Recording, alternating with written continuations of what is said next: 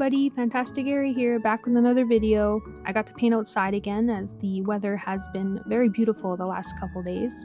It's very nice to see the green again, all the fauna and floral showing up at the end of May. It was very beautiful, and a perfect setting to paint some colorfully unique moths. I have that wonderful natural sunlight on my side for filming, which made it a perfect setting. So I start off by painting the silhouette of the moth itself in, using a lot of the wet on wet technique, roughing in the shape of the moth. You can start off with a sketch if you want. I've just preferred lately with these small little illustrations just to go right in with some paint. I reapply some water to some parts just because I do want to use the wet on wet technique to blend together a lot of the colors for this base silhouette of the moth. Like here, I'm adding in that green, letting it blend naturally, not really getting too perfect. I'm actually working on a full illustration I'll be excited to share with you guys, and the moths have an influence to the painting, so stay tuned for that. Now I'm blocking in the body a little bit more. Moths are really cute, actually, at least in my personal opinion, and they have a lot of really unique features, including these antennae with those little fuzzies on it. They have more of a broader body than the butterfly, and they have a lot of really unique wing details, like I am applying here. I did use some reference just to get a general idea, and then off that reference, I made my own details and had fun with this. And for most of this painting, I used my #1 round brush. You can find all my art supplies I use in the description below the video. And then I took my 0.5 round brush to get in those really tiny details. Please enjoy the final reveal of these colorfully unique moths, and I'll see you at the end for the end result.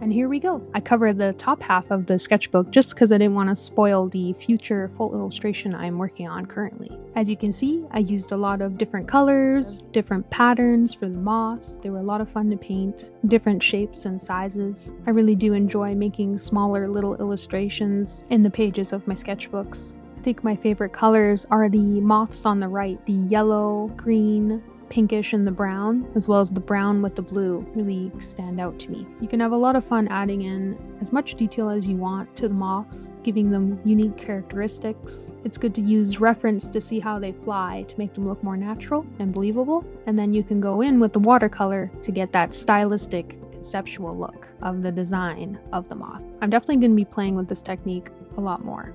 That about sums it up for this video, guys. Thank you so much for watching. You can find me on my social medias and the link in the description below the video, as well as my print shop, where you can purchase mini prints, stickers of all the artwork I've done thus far. I think my favorites are the mini prints. They come very high quality and they're super cute. Thank you so much for watching again. Please like and subscribe if you want to see more. Videos are every Friday. That's about it. Okay, guys. Bye-bye.